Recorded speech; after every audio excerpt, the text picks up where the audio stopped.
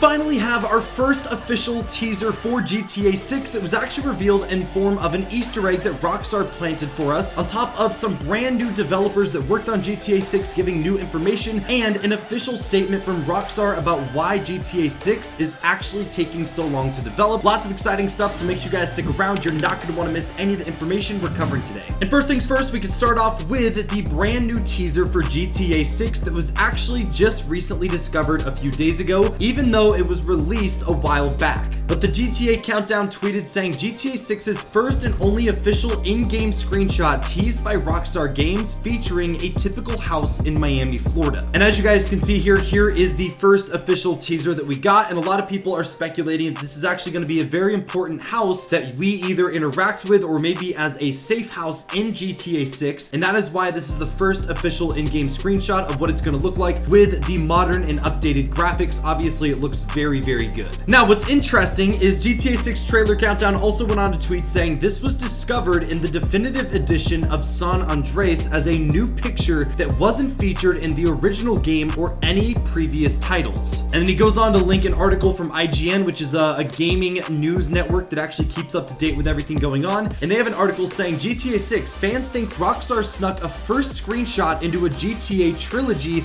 as kind of an Easter egg to promote GTA 6. A simple picture of a house or a complex marketing plan, you decide. A single image of a house in the remastered version of GTA San Andreas has sparked fan speculation that it is in fact the first screenshot of GTA 6. So that's also very, very exciting. Obviously, it's not confirmed yet, but as we get closer to the actual release of GTA 6, I'm sure we'll get more answers about this, or at least official confirmation from Rockstar themselves. If this image was not featured in any previous titles, why would they now just add it in a remastered trilogy? It doesn't really make sense unless they're trying to slip in some Easter eggs, which I do think that's what they were doing. Now, we also have a statement from Rockstar Games themselves about why GTA 6 is taking so long to develop, since there has been a lot of talk about the wait times in between titles over these last few years. Again, GTA's Trailer Countdown tweeted saying Rockstar Games only took 9 months to develop GTA Vice City, while GTA 6 has been in development for 9 years so far. Do you think longer development times are justifiable? He then goes on to say this was Rockstar's answer when they were asked a similar question regarding longer time gaps between the releases, and he goes on to release an article from Rockstar themselves that I thought was very interesting and I wanted to share with you guys because it does make a lot of sense. But the question they were asked was, why does it take so long for you to develop games when you have so much money and so many staff? It should be months between games, not years. Can someone explain it to me? Rockstar goes on to say, upsetting you feel this way. It takes us a long time to make games because we take it very seriously and want the game to be everything it can be so that you, our fans, are as entertained and as amazed as possible. We are sorry that it sometimes seems to take a long time, but the massive amount of work it takes to imagine, design, build, and populate a digital world is simply staggering. And we are constantly striving to make sure each game surpasses the last one. The games are made up of millions of assorted assets and built by hundreds of highly talented, highly specialized people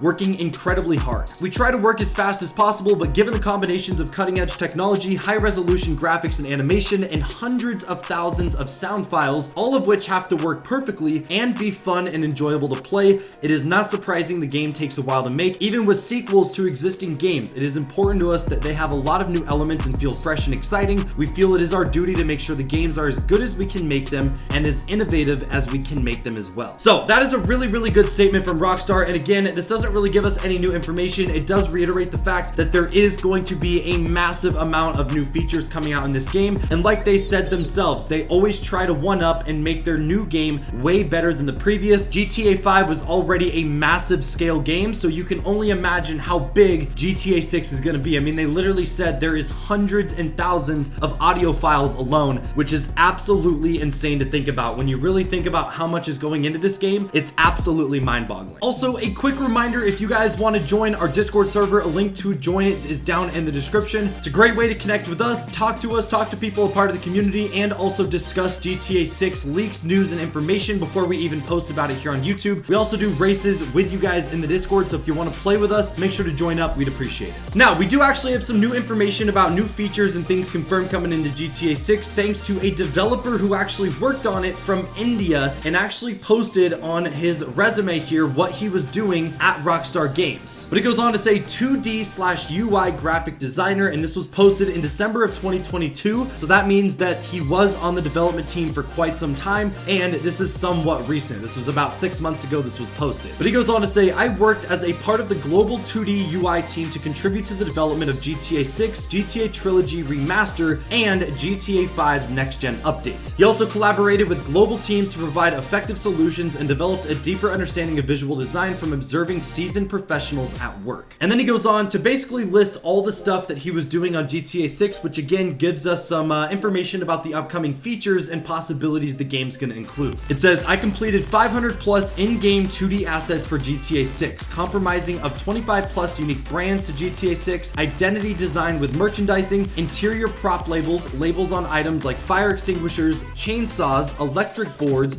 board motors, car engines, items that appear in the interior areas, signage, both exterior and interior, billboards, hoardings, etc., lighting props, neon lettering, in-game web UI design, mobile phone and desktop pages in-game, generic clutter, certificates, forms, government documents, etc. All of these were crafted systematically, going from one interior level to another, adding great detail and immersion in GTA 6. He also goes on to say he supplied 10 plus special case assets, which were outside my area of expertise, but was supplied with success through careful research and study, improved skills of digital illustration, typographic art, graffiti wall art, and digital painting. So basically, this guy is an absolute beast, and he's basically one of the group of people that worked on all of the UI and design in-game, which obviously doesn't seem like a big aspect, but to feel more immersed into the actual world, and especially since it seems like they're taking it into a more realistic direction with GTA 6, all of these little things that this guy is responsible for are actually very, very important in making the game feel as lifelike as possible. Popping the hood of your car in-game and actually having lettering and stickers and branding on all the motors and engines just makes it feel like real life. If you were to look at things in-game and there was not